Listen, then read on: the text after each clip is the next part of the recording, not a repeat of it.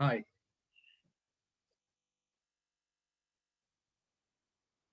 So we are expecting a large number of people today, and I'm absolutely delighted that people have registered from many, many cities across the world, many continents actually. Yeah.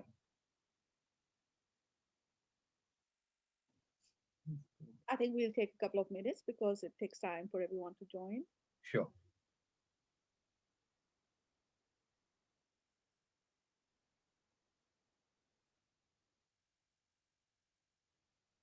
The days have become longer now, isn't it? It's Yeah, four. yeah, yeah. Yeah, it's still good light, and it's going to get lighter as we go head towards summer. I hope we do have a summer. You never know in England.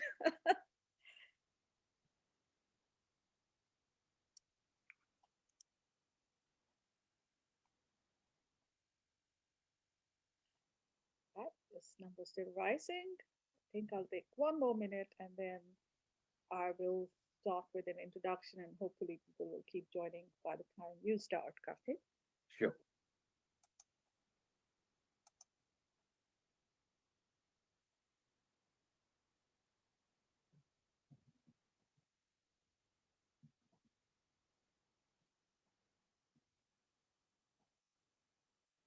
Okay, I think I'm going to start now and Yeah. hopefully people will join as I am introducing you.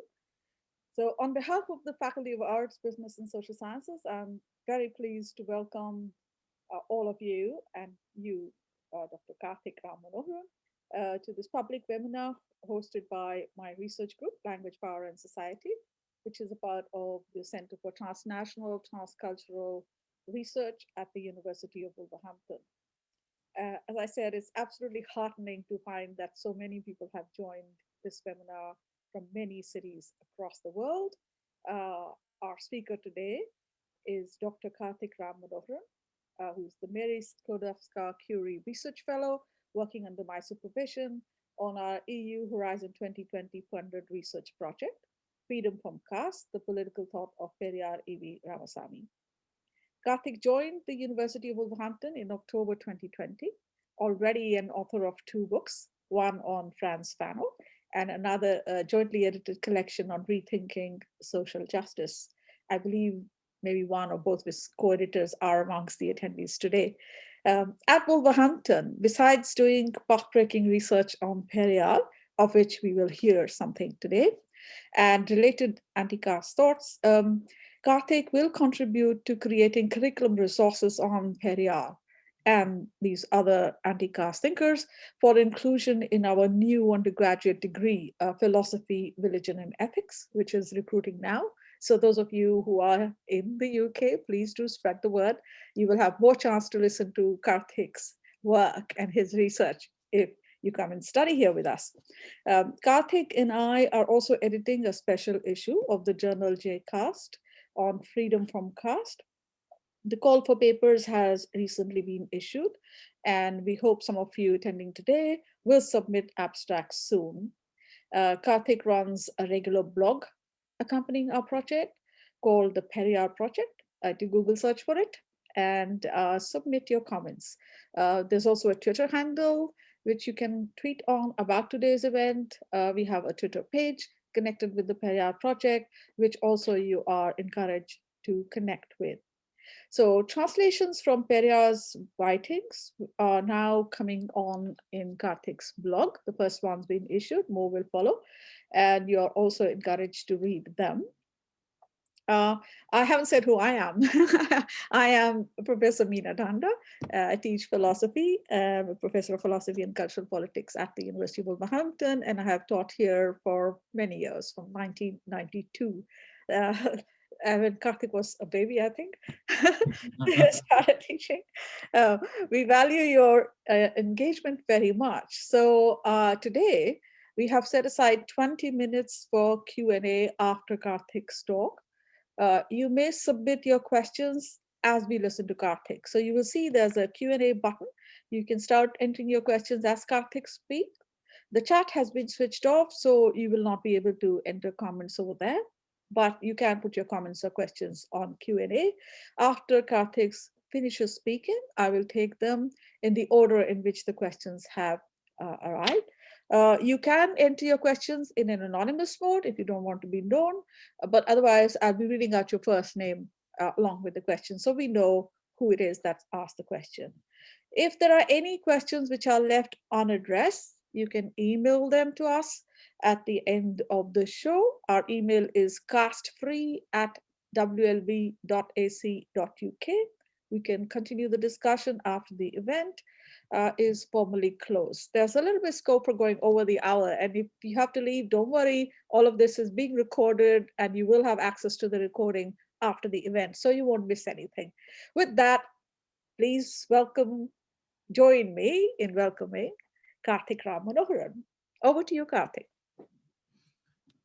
Thank you so much for that very warm welcome, Professor Danda. And I'm really, really excited to be here to be speaking on Periyar's approach to the gender question today. But before I start my paper, let me just add a very brief note of thanks again to Professor Danda for providing excellent feedback on an earlier draft of this paper, as well as to Professor Anandi, who also provided comments on an earlier draft of paper. My heartfelt thanks to both of you. The paper is as it is today, thanks to your insights.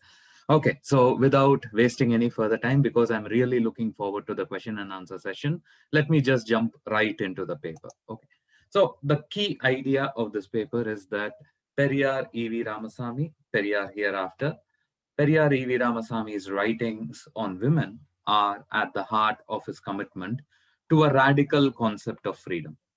Now, I'll just give a very brief introduction to who Periyar was. I'm sure many of you would be familiar with him. I'll just give a very brief introduction to those who are not. Periyar, 1879 to 1973, was the founder of the self-respect movement in Tamil Nadu, a key figure of Dravidian politics, a leader of the social activist group Dravidar Kazhagam. He is most known for his atheism and a very radical critique of religion, and also for his commitment and contribution to anti-caste thought and politics.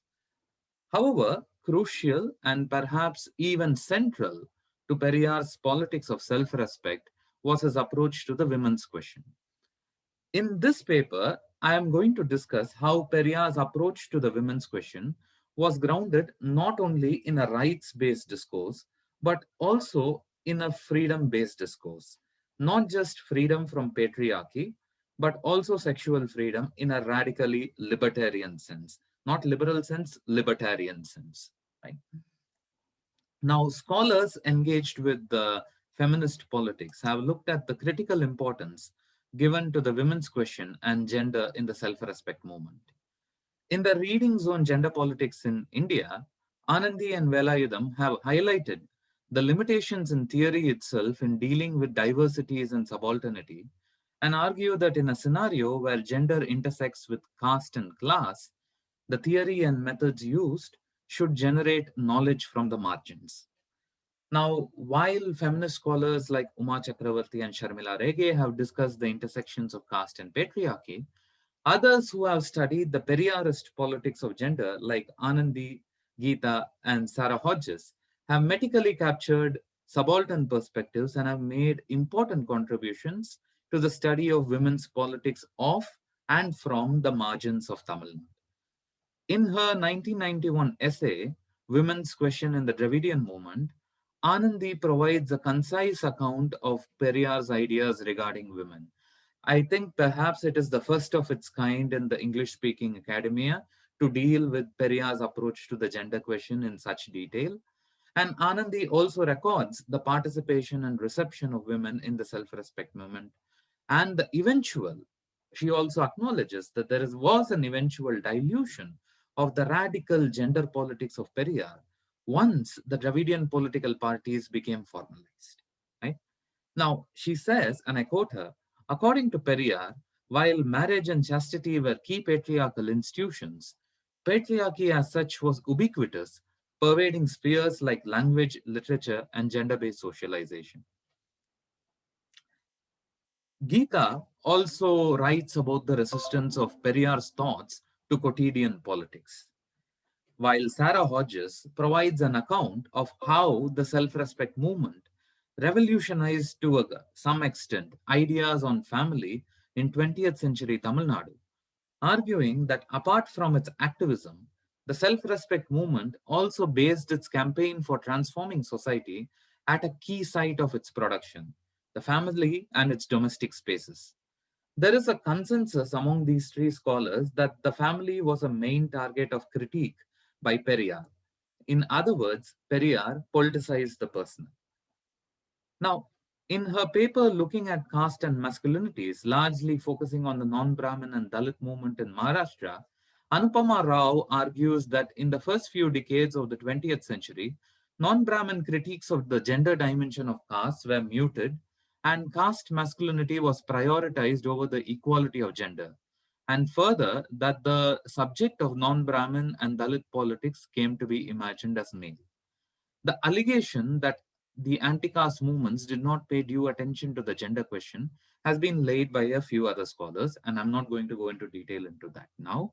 But in the case of Tamil Nadu, one could say that while the movement for non-Brahmin empowerment led by the Justice Party, which was the precursor to Periyar's movement, and later by the electoral Dravidian parties like the DMK and ADMK, the successors to Periyar, did not have the women's question as a key component of their discourse. However, to Periyar himself, gender equality and the freedom of women was a central component in his vision of an egalitarian society. Now, this paper, which I'm working on, builds on the work produced by such feminist academics, but what it does in a new sense is to tap into recently published works of Periyar on the women's question. Because for long, the primary sources for scholars seeking to understand Periyar's gender politics, in fact, Periyar's thoughts as such, were the three volumes of Periyar's selected works published by V. Anaimutu and Periyar's booklet Pen Yen Adimayanal, Why Was Women Enslaved, which has been published and reprinted several times over the ages, right? I will be referring to G. Aloysius's translation of the latter, that titled Women Enslaved and published by Critical Quest, and more specifically to the 5 volumes on Pennurimai, Women's Rights, that were published as a part of Periyar's collected works in the Periyar Kalanjiam. These works, compiled in the first 2 volumes, were published earlier in 1981 and 1991, while the last 3 volumes were published only in 2007. Together, these 5 volumes comprise 1,349 pages of Periyar's writings on women, and they cover a period from 1926 to 1973. And they provide extensive new material that could aid at arriving at a more comprehensive picture of Periyar's gender politics. Now, in India, sex and caste are so deeply intertwined that it is hard to analyze one without considering the other. The politics of sex, that is gender politics, and the sociology of sexual choice, especially with reference to marriage, are colored by caste. Even in contemporary India, it is not uncommon to see popular matrimonial sites advertising for brides and grooms based on caste. The institution of arranged marriage in India is based on caste. Apart from a few liberal spaces, transgression of caste endogamy is generally frowned upon and at times resulting in violence. Scholars argue that such an opposition to intercaste marriages or intercaste relationships is condoned by the ideological system of Brahminical patriarchy. Now, without going much into detail into this, 2 important concepts of Brahminical patriarchy were Pativrata, which is devotion to the husband, and Sri Dharma, which is the duties of a woman. Now, Brahminical lawgivers like Manu and Yajnavalkya, not to mention the Hindu epics and Puranas, provide detailed prescriptions of rules and regulations for the high caste women based on these 2 concepts, Pativrata and Sri Dharma. The ancient texts feared the Stri Swabhava, which is the essential nature of woman, and believed that it had to be tamed by the concept of Stri Dharma. However, these prescriptions were largely for the high caste woman, while the lower caste women were seen as being essentially loose, immoral, and sexually available for upper caste men. The practical result of this was that any caste which sought social mobility within the caste system needed to adopt Sri Dharma and place stronger restrictions on its women, their movement, and their choices. As we shall see in the course of our discussion, Periyar called on women of all castes to break not just notions of chastity and honor, but all forms of community based restrictions, not just to fight caste, but equally to emerge as free individuals.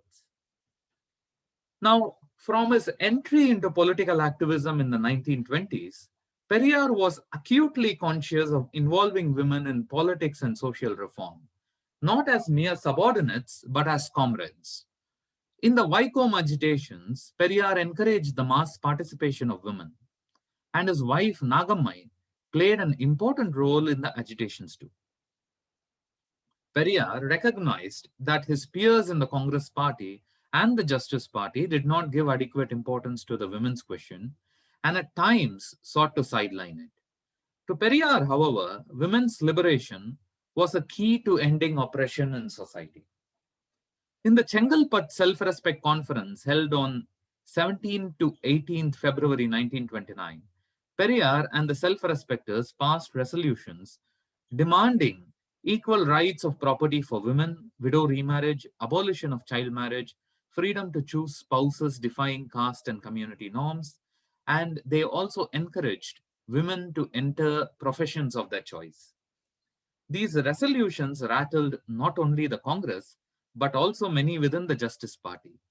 And thus, Anandi rightly notes, and I quote her, Periyar's commitment to the cause of women's emancipation often led him to be critical of his own political comrades. And he often challenged the Justice Party on their approach to the women's question. The articles that comprise women enslaved were written in this context of the 1920s and the 1930s.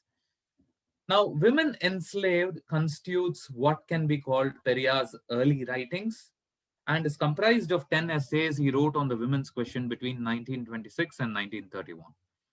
These essays were compiled and published as a booklet in 1934, perhaps the first work of Periyar to be published in a book form, under the title Penye Nadimayanal, which I am referring to as Women Enslaved.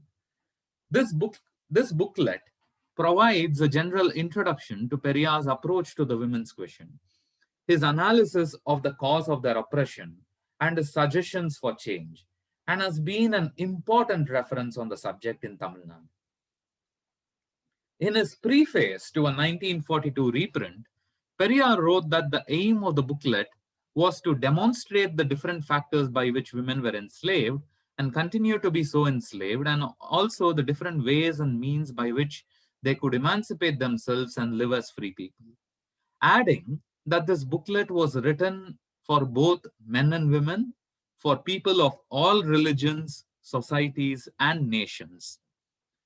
Now, one might be tempted to draw parallels between this work and Frederick Engels' The Origins of Family, Private Property, and the State.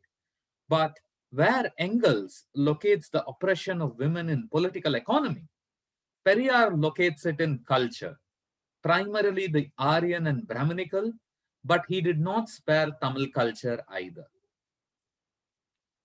Periyar challenged the value that conservative Tamil society placed on karpu. Now, karpu can be loosely translated as chastity, right?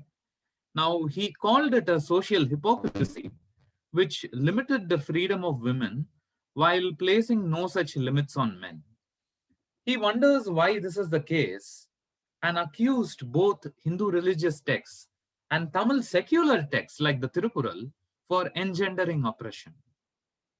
Now, that the Hindu religious texts and moral texts prescribe rigid caste based notions of chastity has been discussed briefly before, right?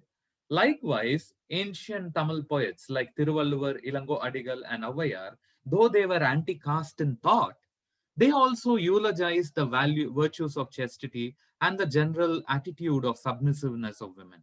It was, of course, corresponding to their context, but Periyar did not spare them either. Because it is important to note that to almost all of the Tamil nationalists of Periyar's time, these ancient Tamil poets were not only central to their modern political imagination, but they were also invoked to oppose Aryan, Hindi, Brahminical supremacy. The fervent ideologues of Tamil nationalism projected the notion of chastity and purity onto a secularized but desexualized Mother Tamil who stood for a feminized, pure, chaste, virgin Tamil language to be protected from a corrupting outside influence of Aryan culture. Right? Now, this was a politics of resistance, definitely, but it was encoded within certain gendered terms, right?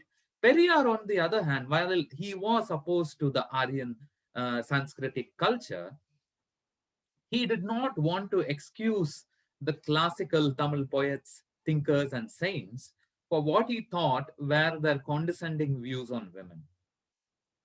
Periyar, who saw chastity as a device of oppression coded by religion, ultimately wanted women to be liberated from the clutches of this concept. Periyar also recognized the pervasiveness of patriarchal ideology and noted that the concept of chastity makes women complicit in their own oppression. And though he spoke sympathetically of Islam in other places, in this booklet, he condemns the practice of veiling and polygamy that restrict the movement of women while men can do as they like and have multiple partners. Now, whether he's right or wrong is a different debate. Let's go into that later. Okay. Now, Periyar argued that if women are to be truly liberated, this gender biased and enforced practice of chastity is to be abolished, and in its place, gender neutral, egalitarian, and voluntary practice of chastity should be established. He called for the abolition of marriages, laws, and religions that forced women to remain subservient to men. Periyar also attacked the idea of love as has been traditionally understood. Now, it is notable here that ideal forms of love were greatly eulogized in ancient Sangam Tamil poetry. For instance, the Aingurunuru, an anthology compiled roughly in the 2nd to 3rd centuries AD, consists of 500 poems dedicated exclusively to love. What is significant about this poetry is that it is located in the secular, where gods rarely figure at all. Again, while such poetry was celebrated by the Tamil nationalists, Periyar dismissed them for providing rigid, essentialized notions of the genders. Periyar revolted against the ancient and he found the ancient revolting. He believed that ancient notions of love and undying commitments had no place in a rational modern society. He calls out such advocates of love to be ignorant of general natural dispositions. He believed that biological callings and the freedom to choose should be the criteria for partnership, not culture or pressures from family or society. He argues that the idealization of love or the family relationship would force couples to live in perennial dissatisfaction and harassment. Instead of idealizing love, Periyar sought to view it in a utilitarian way as a private emotion that should contribute to the wellness and pleasure of individuals, and not a norm imposed by society that compels people to remain bonded in unjust relationships. Periyar opposed the idea that love should be brought within a certain discipline and be restricted within family. In other words, he believed that disciplined and idealized notions of love chained women to their oppression and caste. Now, if love is attacked, marriage cannot be far behind. And Periyar said that the philosophy of marriage in India is an atrocity committed on women, which leads to the enslavement of women by men. Again, he believed that the idea of the sacredness of marriage is but part of the patriarchal ideology to cheat women into accepting their own enslavement. He believed that across the world, marriage functions as a cruel institution. But while the conditions have relaxed in the West, especially in the Soviet Union, thanks to the socialist revolution, India was doggedly holding on to the same old practices. He argued that legal provisions to annul marriages and approve of remarriages alone can guarantee the freedom of men and women. He said that the progress of women is not possible without creating the space for the cancellation of marriages.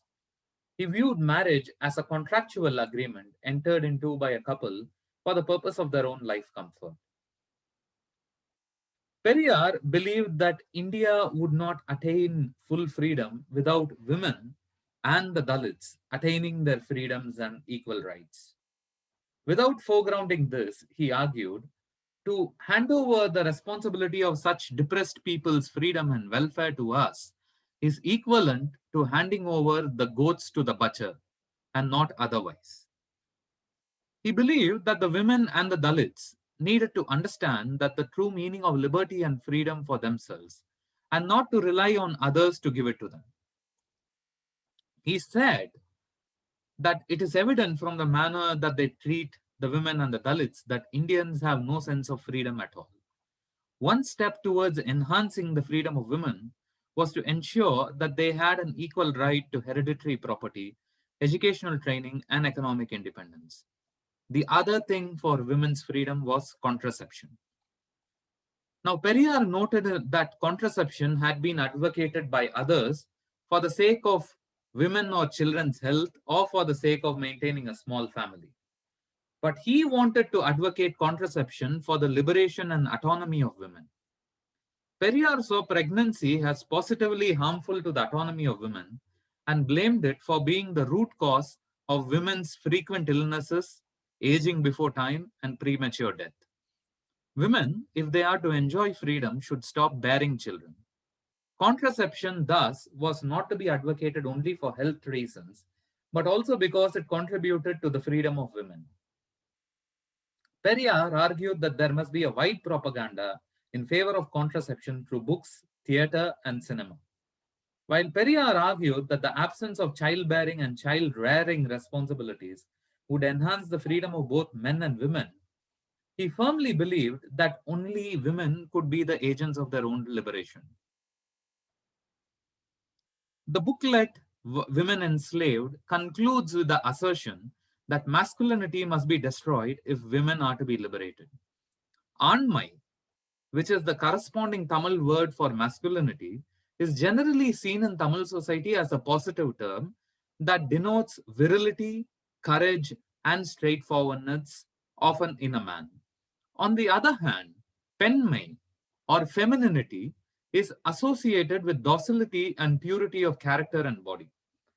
Periyar argued that it is the concept of masculinity that is socially and culturally constructed so as to elevate men at the expense of women, and thus, without demolishing the idea of anmai or masculinity and the virtues associated with it, the freedom of women would not be possible. Further, he said that masculinity prescribes certain oppressive roles to femininity, most notably that of motherhood, often by appeals to biological nature. Periyar, however, rejects this appeal to biological nature and says that to be human is to be against nature, and that one should not worry if, as a result of the abolition of childbearing, humanity does not expand. Because, according to him, it was an unjust argument to speak of the propagation of humanity at the expense of women.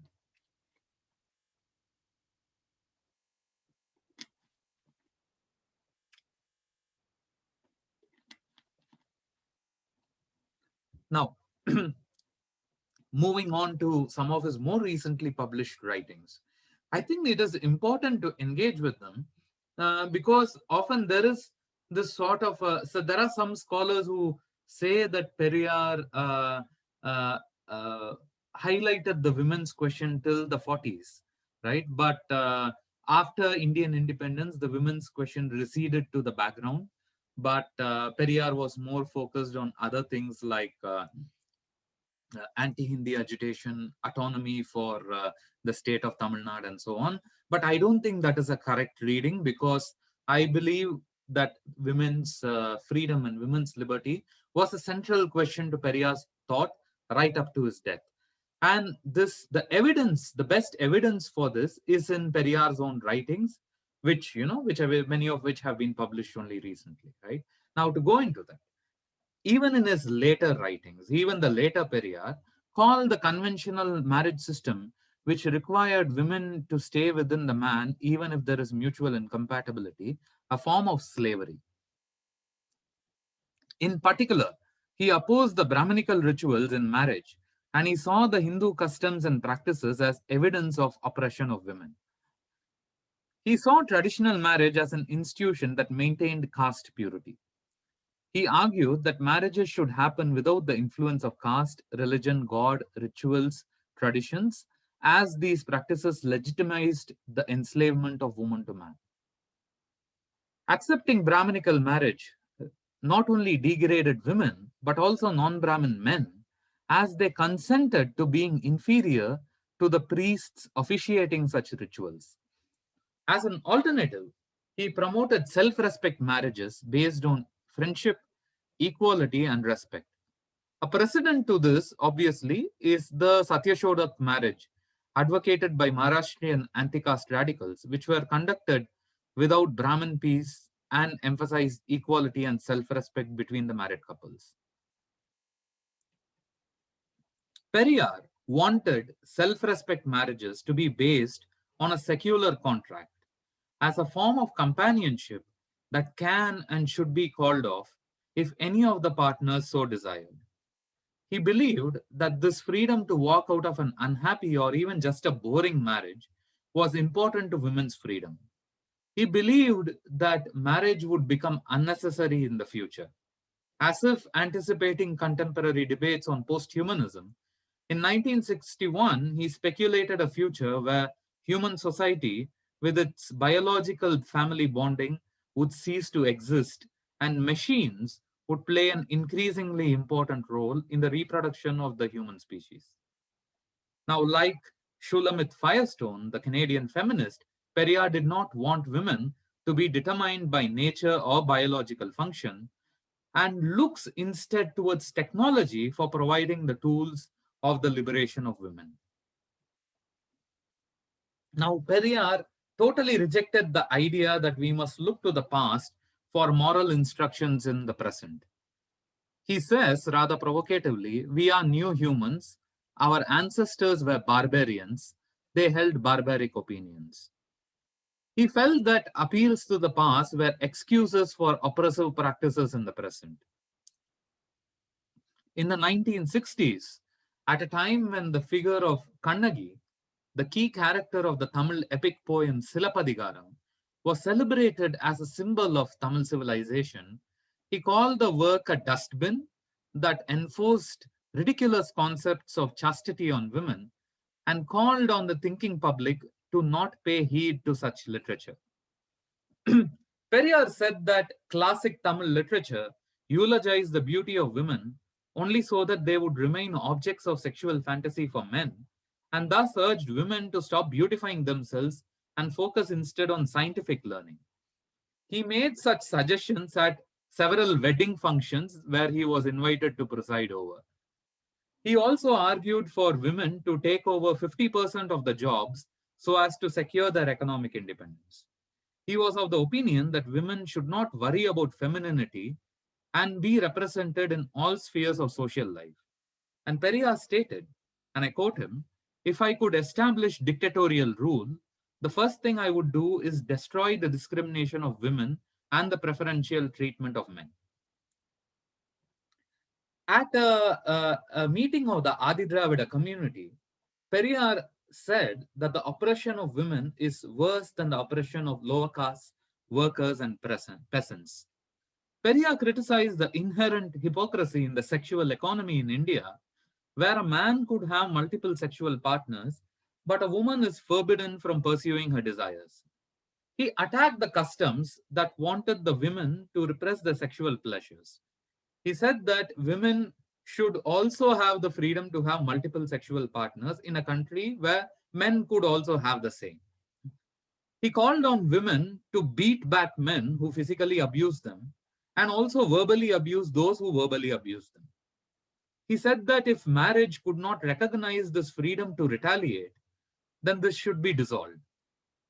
Further, highlighting the sexual freedoms in the West, Periyar said that married women should be given the freedom to choose other sexual partners in a failed marriage or walk out of it without fearing legal or social punishment.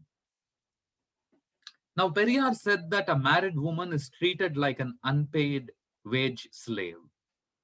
I quote him: a wife is an unpaid servant for a man. Even a servant cannot be beaten or kicked around, but a wife can be beaten or kicked and others will not interfere. End quote. Periyar saw the oppression of women operating in dual ways. One, economic, which treated them as unpaid laborers at home and thrust upon with the burden of housework, including the bearing and rearing of children. The other was cultural, the moral codes of Brahmanism, which legitimized their oppression, glorified it, and made them complicit in it. Periyar said that for 3,000 years, oppression of women became unchallenged because men thought it right to give respect and pay obeisance to Brahmanism. Periyar, of course, was not just talking about Brahmin women here, but women as such. He believed that Brahmanism and patriarchy interacted in convenient ways to restrict the liberties of women in general.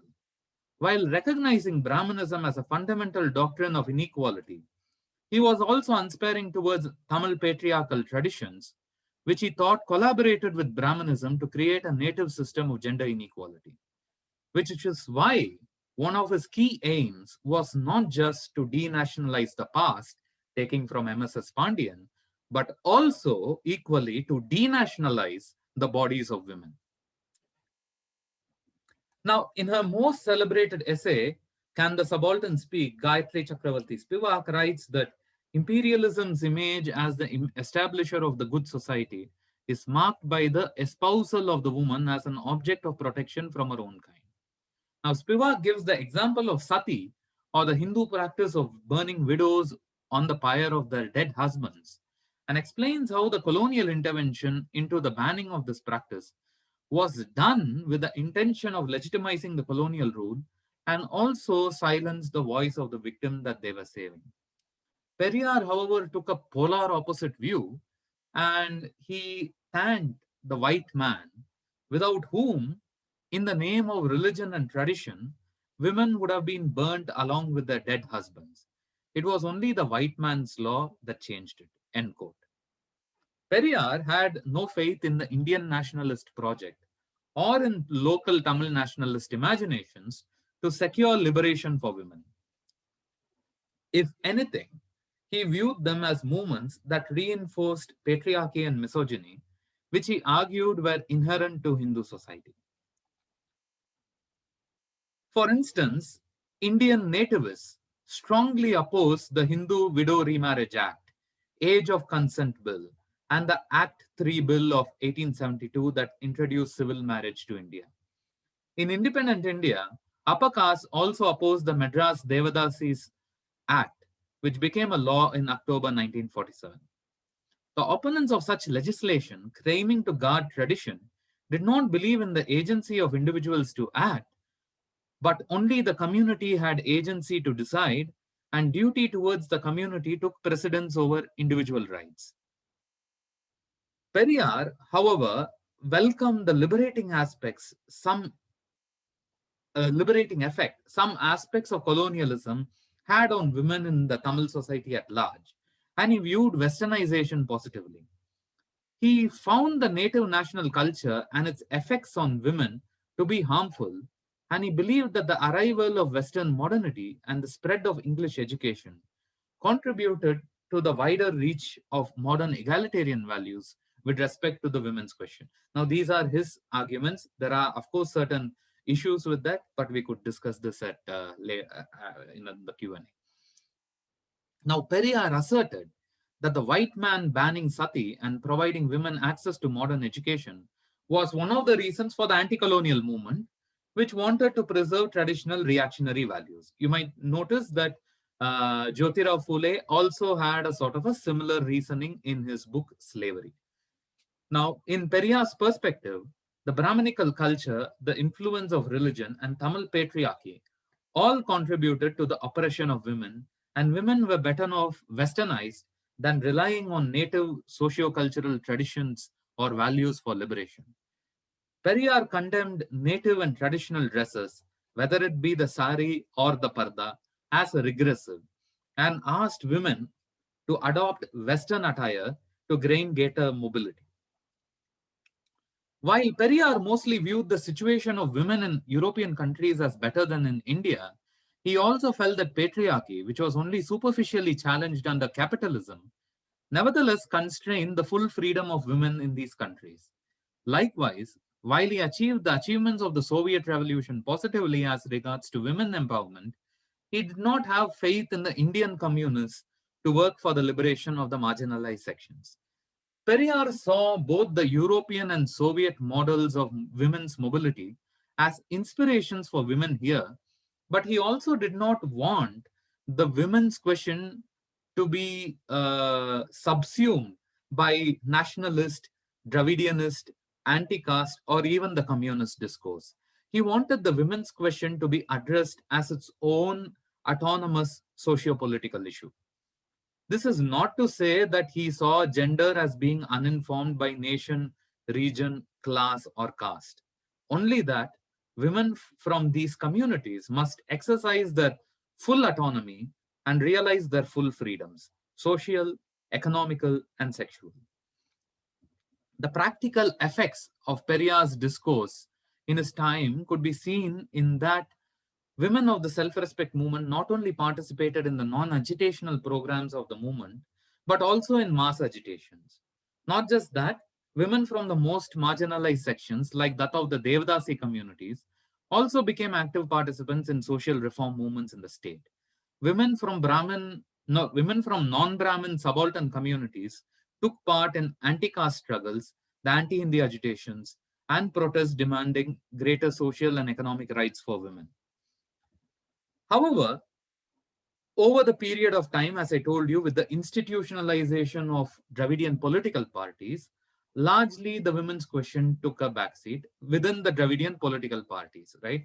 As long as Periyar was around, it was central for him. But for the electoral parties, it took a backseat to pragmatic electoral calculations. Um, Likewise, while Periyar is generally invoked in public by several anti-caste Dravidian and Dalit leaders, positively appreciating his critique of religion, his opposition to caste, his trenchant uh, critique of Brahmanism. Rarely is Periyar invoked in public as a feminist, except by a few scholars and activists who are committed to recording his contributions to the women's question. However, the emergence of new publics and new voices from the margins may perhaps kindle interest in the radical potential of Periyar's gender politics. Likewise, I also strongly feel the reception of Periyar's gender politics among trans persons in the state of Tamil Nadu is an area that needs to be studied further. I will end my talk with a quote of Living Smile Vidya, who is a prominent queer rights activist and performance artist from Tamil Nadu. To cite her, Periyar is someone who spoke about women's rights. I'm more familiar with him than other anti-caste writers and have always considered myself a Periyarist. In fact, Periyar wrote in Kudiyarasu in 1928 about how women should give up their reproductive labor and use birth control if they want to be free. In that sense, I feel I am the ideal liberated woman that Periyar always spoke about. Thank you.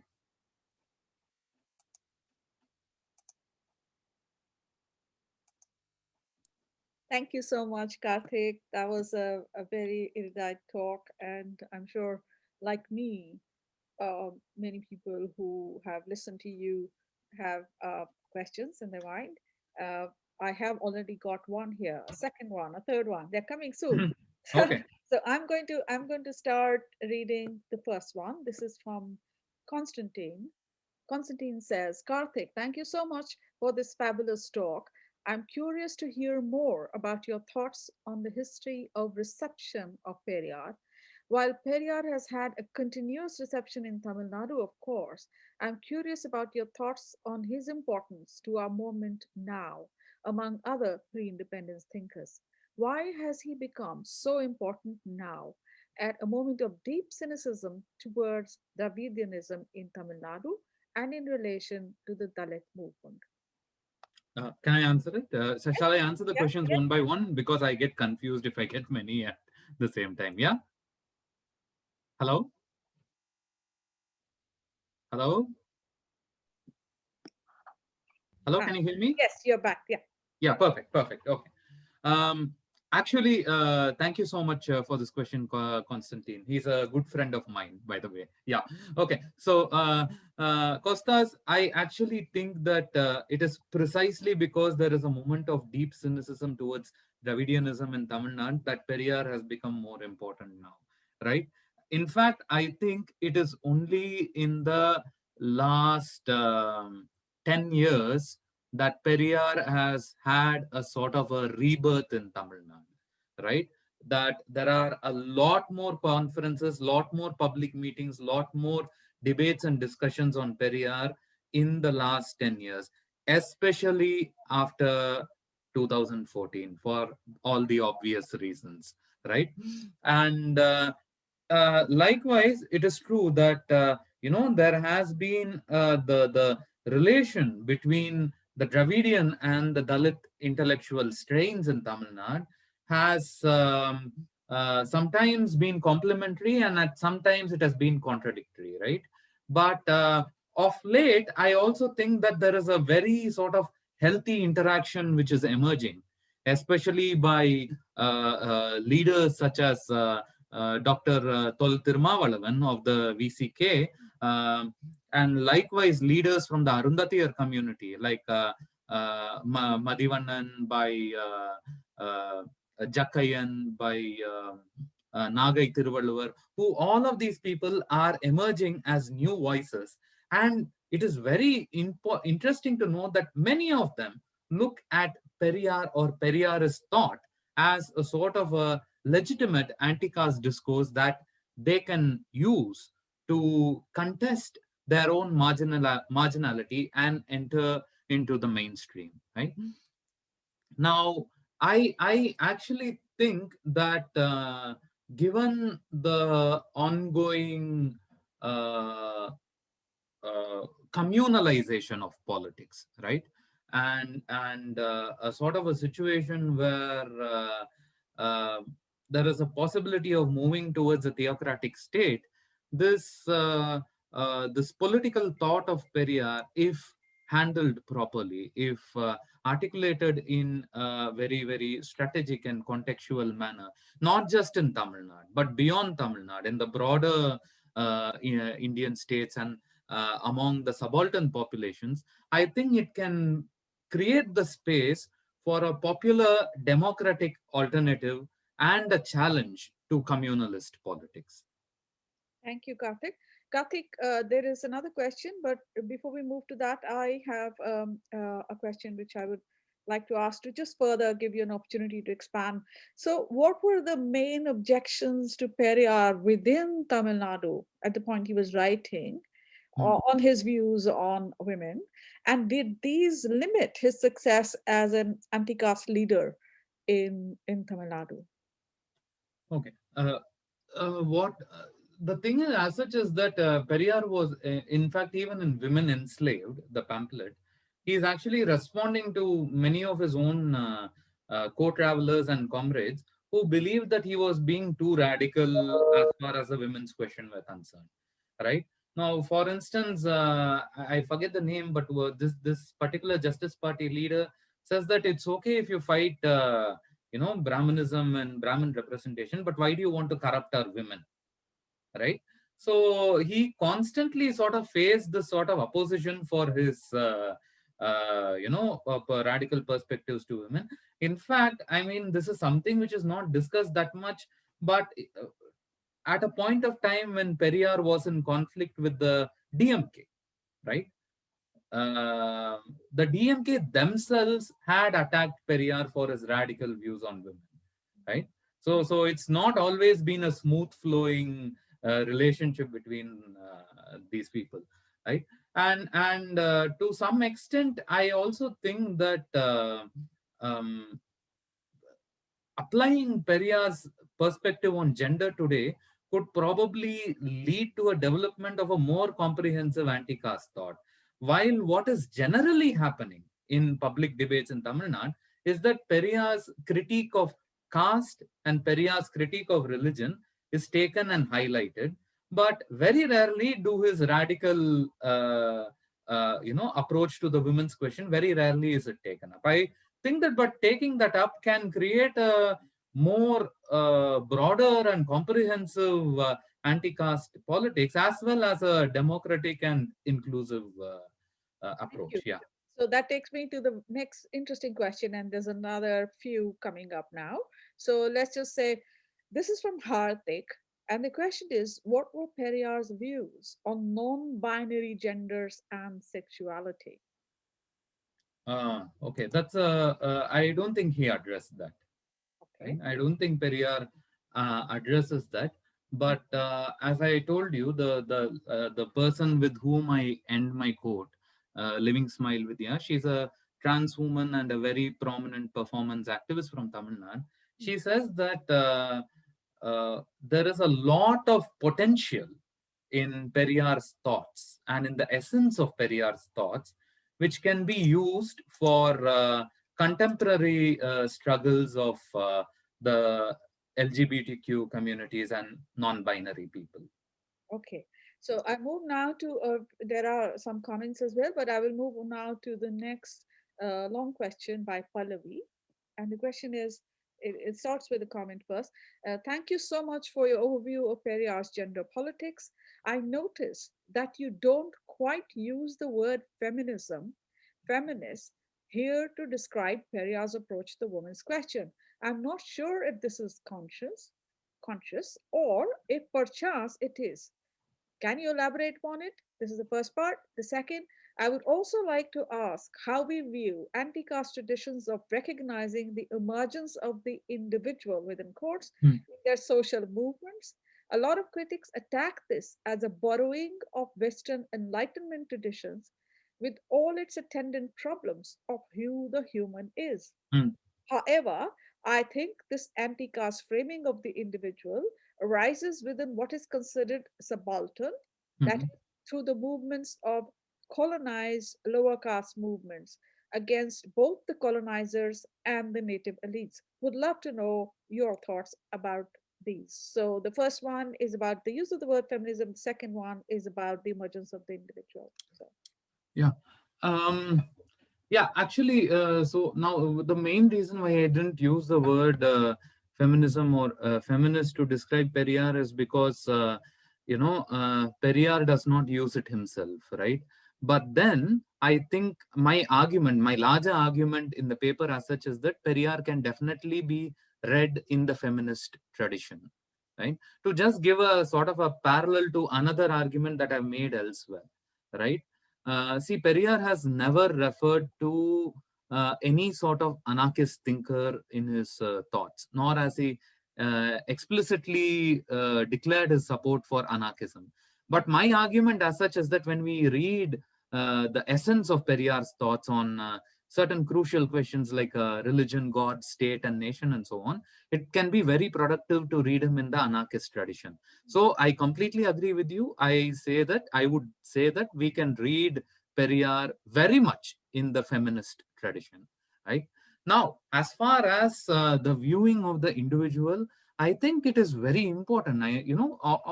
All the three major anti-caste thinkers I'm most familiar with from India, for Jyotirao Phule, Baba Saheb Ambedkar, and Periyar. all of them stress the importance of the individual, because I think it's important to understand that in the caste society, the individual is annihilated, right? Caste society cannot exist without degrading or devaluing the individual. You never exist as a sort of an individual in a sort of a caste-based society.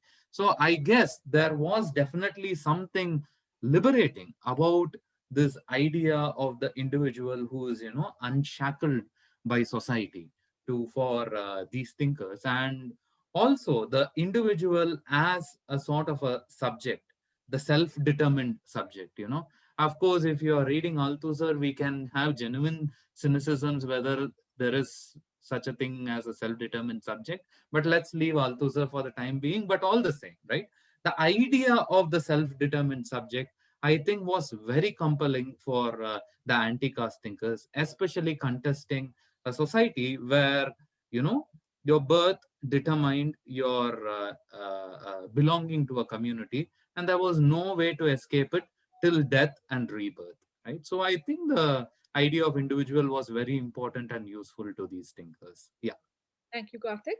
And now we have a question from Stephen, who is the course leader of the undergraduate program I mentioned, Philosophy, Religion, and Ethics at the University of Wolverhampton. So Stephen asks you, thank you, Karthik. Two questions. One, did Periyar work with any Indian women living in the diaspora, given his views on European women's rights? And two, what were his responses to the Constitution, which enshrined women's rights, although the lived reality for women was often very different, of course? Hmm. Yeah. So the thing is, thank you so much, Stephen Gregg. And the did Periyar work with Indian women in the diaspora? Now, this is a bit of a blind spot for me, because Periyar had extensive travel in Europe for something around many months, 5 months or so, right? I'm bad with the times and dates, okay, but and of which he spent a considerable time in the Soviet Union. So he interacted with feminists in Russia, in Germany, in France, in UK, and in Turkey as well, right? And this was in the uh, uh, uh, this was around 1931, right? So he might have met some Indian women in the diaspora, but I cannot give a sure answer. But on the other hand, if we look at Periyar's travels to Malaysia, right? So if we can look at the Indians over the Indian laborers over there as diaspora, then yeah, I suppose definitely they can be seen as diaspora as well, isn't it? Though they were taken there as indentured laborers. So he did have interactions with women in those communities over there.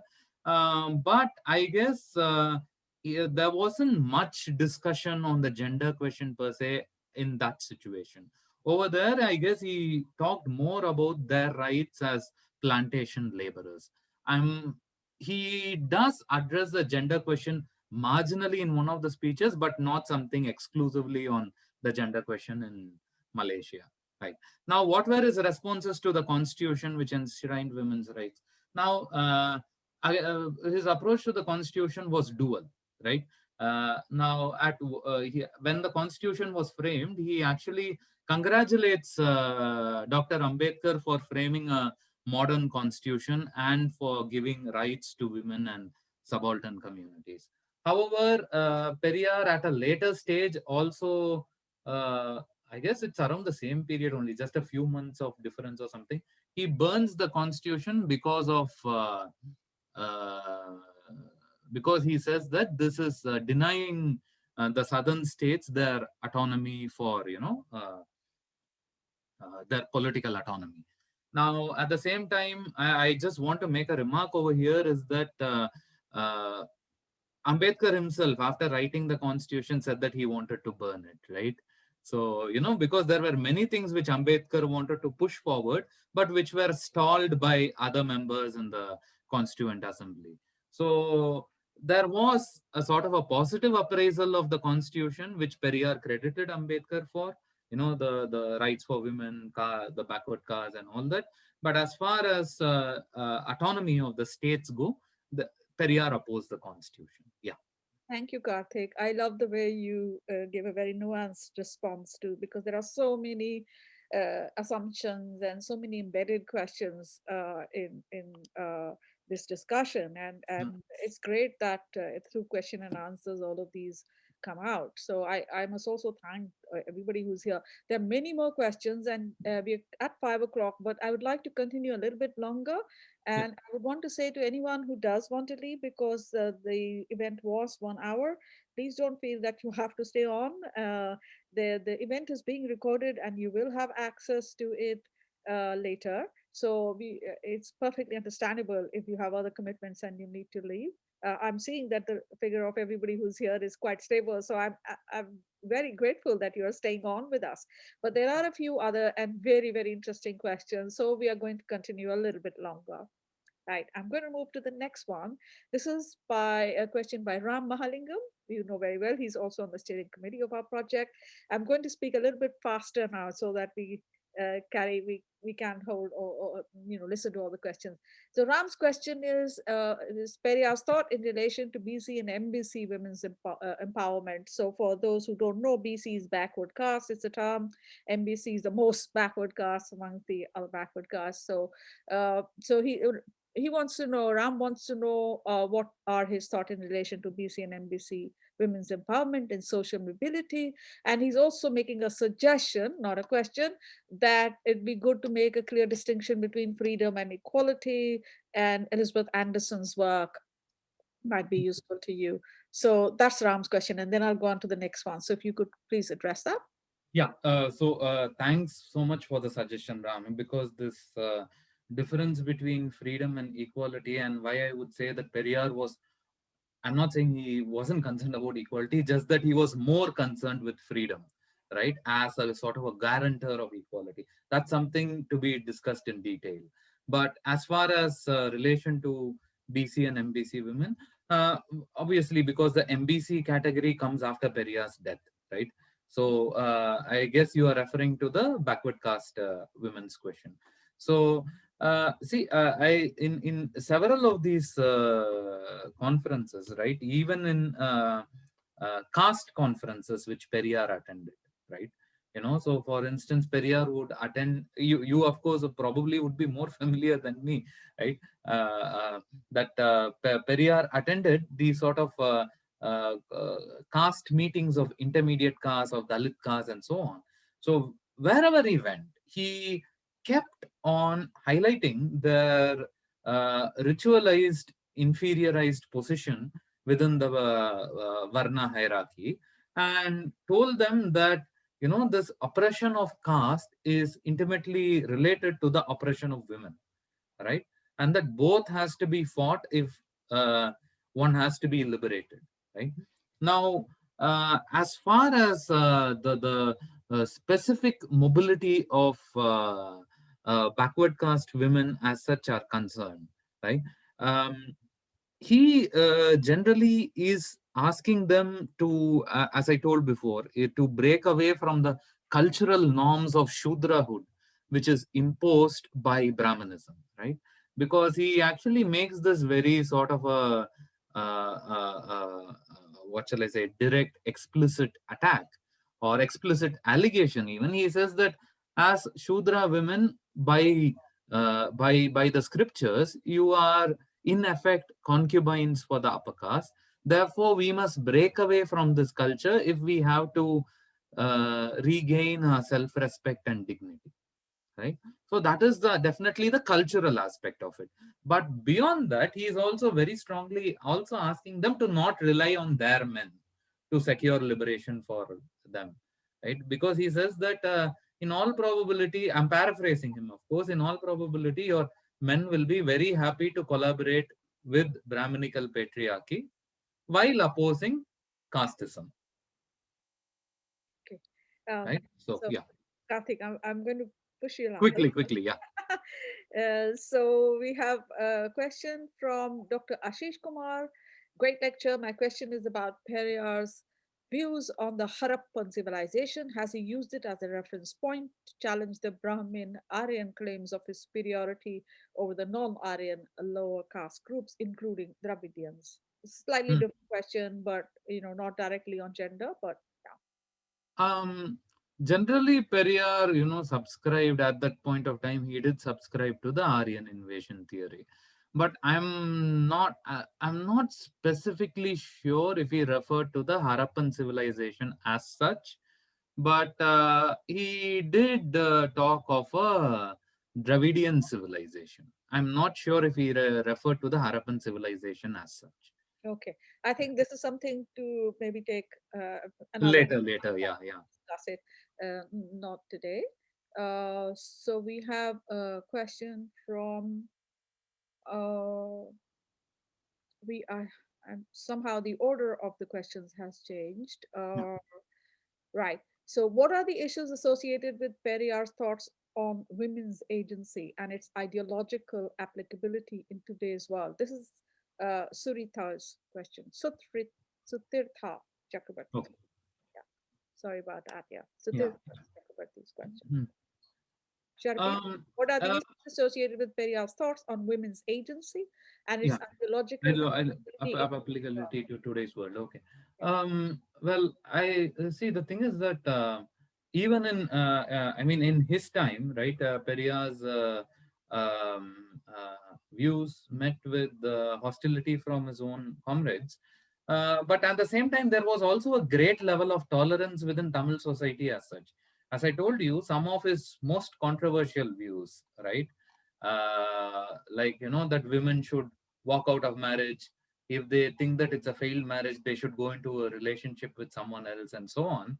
Periyar would say this from a wedding dais, right? He would be invited to preside over weddings, and from the wedding dais, he would make such statements. There was a sort of a general tolerance where such these sort of provocative opinions, even if someone disagreed with, people found that to give that space. I'm not sure if that space exists now, and but all the same, I think just fighting to regain that space might be a worthwhile task to do.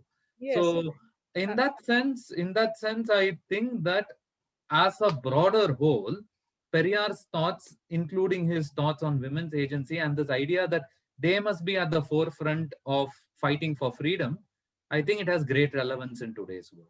Good. That takes us to the next interesting question. This is from Roshan Akbar of what were Periyar's views on sex work?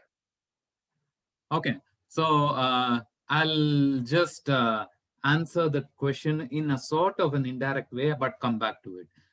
Periyar viewed marriage as unpaid sex work, right? So now what he said it is that he says some of his in some of his most controversial speeches, he said that a woman is just sort of you use her for sex work and you don't even pay her for it, a married woman, right?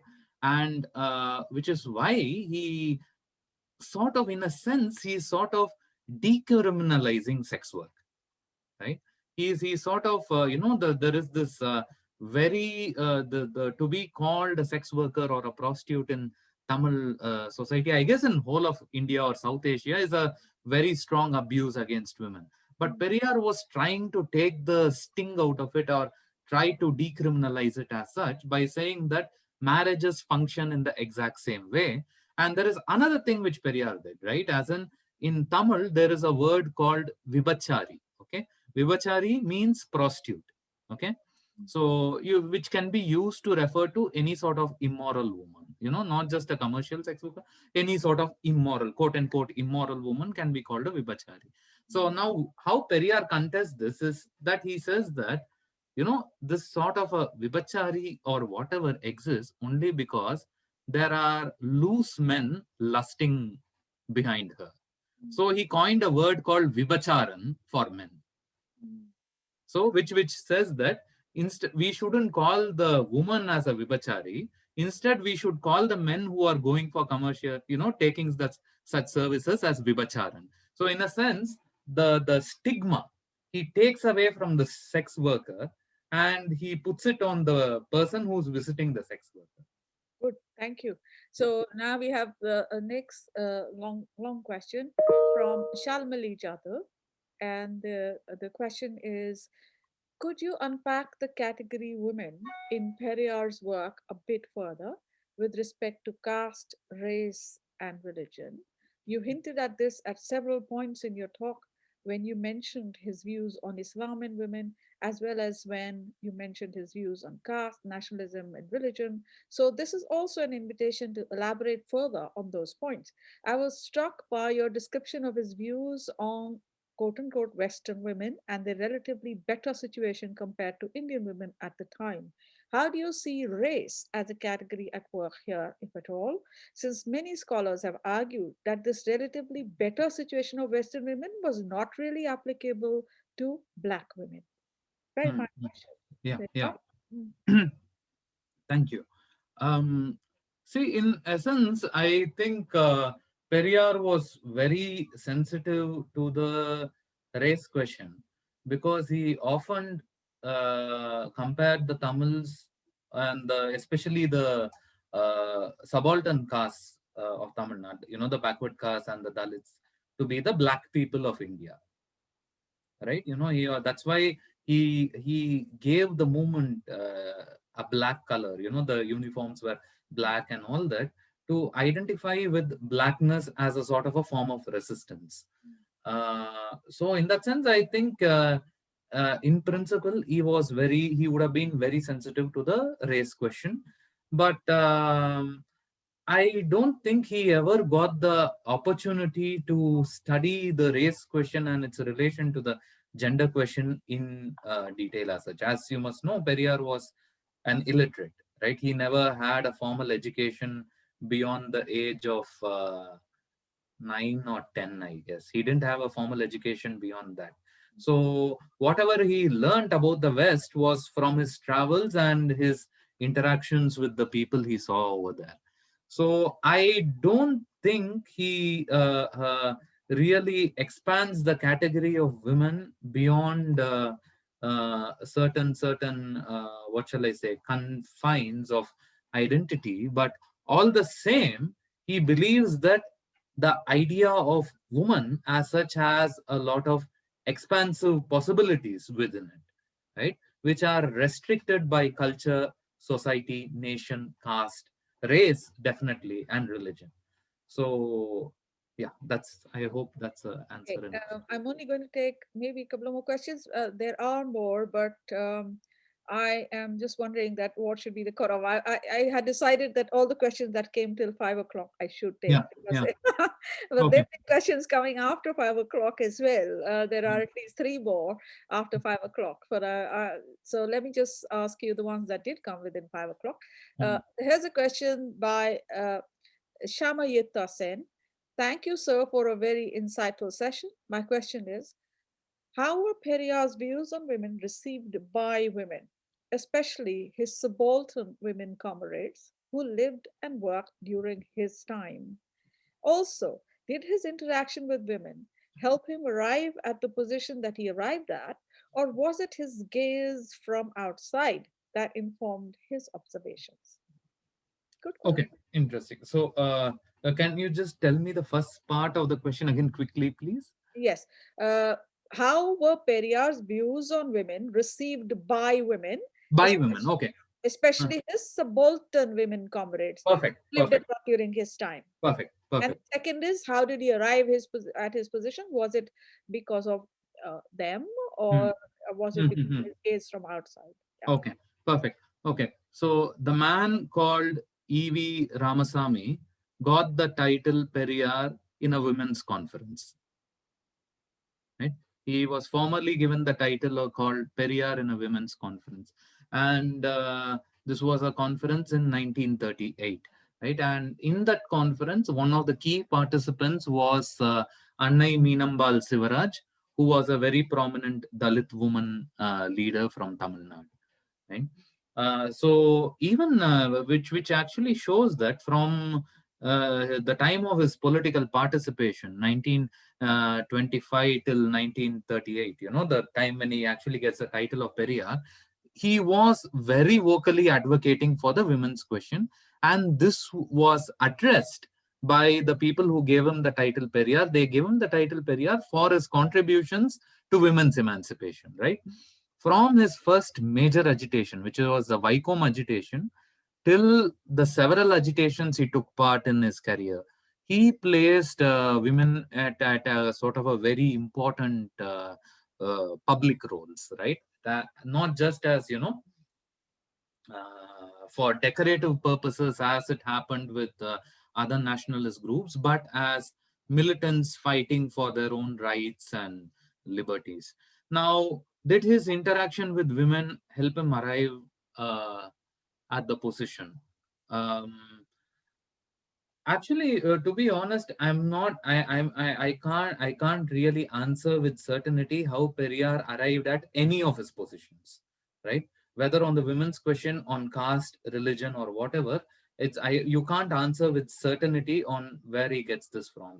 I guess that there are definitely some structural factors within Tamil Nadu itself, certain traditions, and as well as the colonial missionary education, all of which combined, in addition to this, Periyar's exposure to the Soviet Revolution, right? During his travels to Russia, his exposure to Western feminism, all of that, all of these could have played a role. In all probability, some strong women comrades of his could have played a role. But I don't think we can ever give one single influence for Periyar's thoughts on women or on religion or nation for that matter. But I do strongly think that his interaction with women, especially from the Devadasi communities, right, influenced certain aspects of his social activism, especially in the as regards the abolition of the Devadasi practice goes. I think he that interaction played a big role. Yeah. Okay, thank you. So we have a question from Bethan, who is our student here Yeah. studying philosophy. Bethan, did Periyar ever criticize Buddhism in the same way that he had critiqued Islam and Hinduism for the treatment and oppression of women? Yeah. Buddhism is the only religion which Periyar never attacked, Good. I right? think we leave it there. Should we Yeah. move on to the next question? Bethan, I'm sure you will have opportunity to write to Karthik if you want to pursue this Yeah. question further. It will be good if you do want to discuss a little bit why is it that Periyar hasn't attacked Buddhism at all. What's his connection with Mm, Buddhism? There are three final questions and then we will finish. This is a question by Hardik again. As subaltern groups across India are divided by subcastes, religion, language, gender, etc., their assertions are varied based on their lived experiences and regional context. Can Periyar's ideas of individual freedom and self determination be useful for uniting these diverse Dalit Bahujan Adivasi communities under a common identity that rejects any imposition of identity by society on the individual? So, what are the prospects for unity? Is the question that is being asked in mm, mm, your, mm, mm. yeah. Actually, mm, it's a very tough question for me to answer, because this will because then I'll have to very realistically admit that even in Periyar's own time, he was not able to bring about that unity. It was the Dravidiya Munnetra Kazhagam, the political party, which spoke of Anmai, which spoke of pride, which spoke of civilizational antiquity, which was able to unite the people. Periyar's thoughts, though they were, you know, very popular, though they were well received and all that, they were not practiced, right? They what my suggestion as such, my approach as such in contemporary times is that this can expand our scope of inquiry and explore certain other possibilities of being an individual and being a community in modern society, as well as being a challenge to, establish past structures and uh, stuff. It's Um, a general but interesting question in political but philosophy. very, very, very interesting question. Yeah, yeah, So something certainly that we need to work more on the yeah. connection between the individual Mm, and community. Yeah. So we have another question. This is an anonymous attendee who is asking this question. Recently, the Karnataka government announced monetary incentives for Brahmin women to marry poor Brahmin men within the community. In this context, what is the way forward to bring Periyar to the forefront to contest the institutionalization of caste and patriarchy through state measures as Yeah. exemplified by the Karnataka government's measure? So Yeah. apparently, the Karnataka government's measure is going to Yeah. enable Brahmins to marry within Brahmins. So Mm. what can one say about this? Yeah. Yeah. Okay. So now, I mean, I've addressed this in detail in my other writings, but Periyar did not view caste to be an issue of religion alone, right? He believed that the Indian state was also very much complicit in preserving the structure of caste, right? He believed that the Indian state, which is why I would like to see him in the anarchist tradition than in any other left tradition, because he believed that caste was essentially a form of power, right? And it easily merged with other forms of power, like the state, the bureaucracy, and religion. So he believed that all of these come together to preserve caste order in a society. So what a Periyarist thought in contemporary times can do is to have a persistent and courageous critique of not just religion, but of state and bureaucracy as well, to challenge the institutionalization of caste through several such means, right? I mean, this is obviously the most explicit thing, to have an incentive to marry within caste and so on. But this has to go along with a critique of the state as well. Yeah. But there have been other incentives, as in the Yeah. opposite. That I know the work that I did on runaway marriages in Punjab. That Mm, there is the incentive from the mm, government for those who marry outside caste that they can get some mm. money. But Absolutely. ironically, actually, it is so hard to actually get that money in hand. Yeah. It's there on paper, but the Yeah. Yeah. process of getting it is very difficult. So Yeah. even though there is some tick boxing that this is a Mm, measure to enable mm, intercaste marriages, but in mm, fact, to avail of that is not that easy. But mm, this mm, is just the opposite kind of measure. So mm, we are seeing, of course, the character of the state is also mm, changing mm, in recent times. So mm, it's something to keep one's eye on, mm, and certainly to try and intellectually to grapple with what is the relationship between government, state, and mm. this is the last question now, and this is from Arvind Kumar. Is there any reference of Periyar commenting anything on the status of women in a Adivasi society in contrast to women's status in a caste society? This is in the context of Adivasi society being egalitarian as compared to caste society. Right. By Adivasi, they mean the tribal community, right? The scheduled tribes. Yeah. Actually, Periyar has never addressed this tribal community issue, the Adivasi issue, mainly because there is no Adivasi population in Tamil Nadu. Is there not?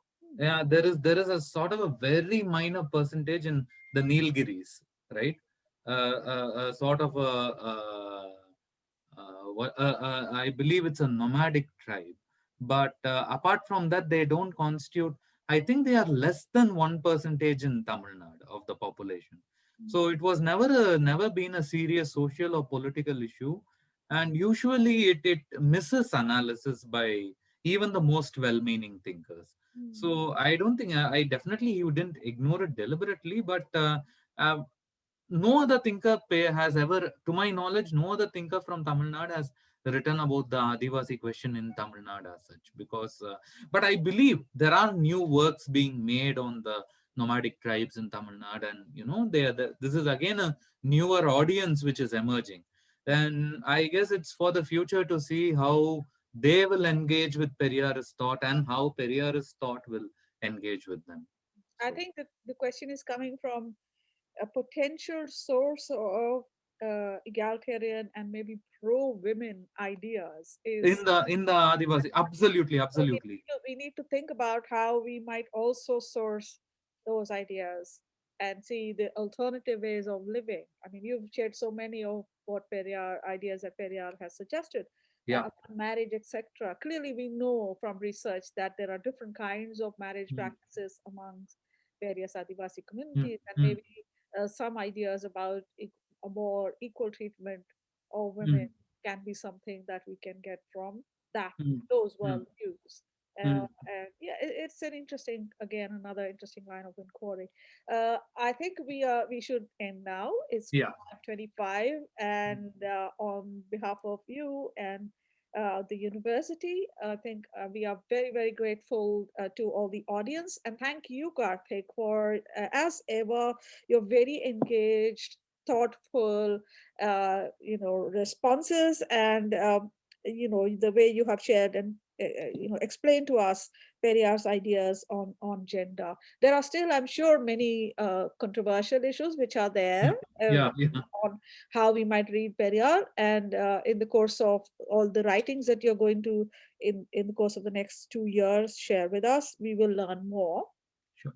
I thank everyone who was here in the at the launch of the meeting in November, and I'm sure many of you have returned. There are many more new people who have joined today for this talk, and we will again invite you as we go along to, and Karthik has an opportunity to share his work on other aspects of Periyar's thought. So thank you all very much. Karthik, Thank you. I'm sure you want to say something as well. Yeah. Thank you. Thank you again, Professor Danda, for being such an amazing host. And as always, for those very nice words about me.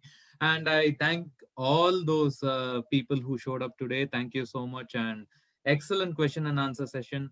I hope I've been able to answer some of them to the best of my abilities possible. But we will always be in touch. Do mail us, and I'll be very happy to interact. Yes, so to just remind you again, our email at which you can carry on the correspondence and question answers and definitely give us your feedback is castfree@wlv.ac.uk. And do please look at Twitter and enter your comments if you like. Look for Karthik, look for me, look for our project. We'll welcome you with an open heart. Bye bye. Bye. Good Thank evening. you. Good evening to all.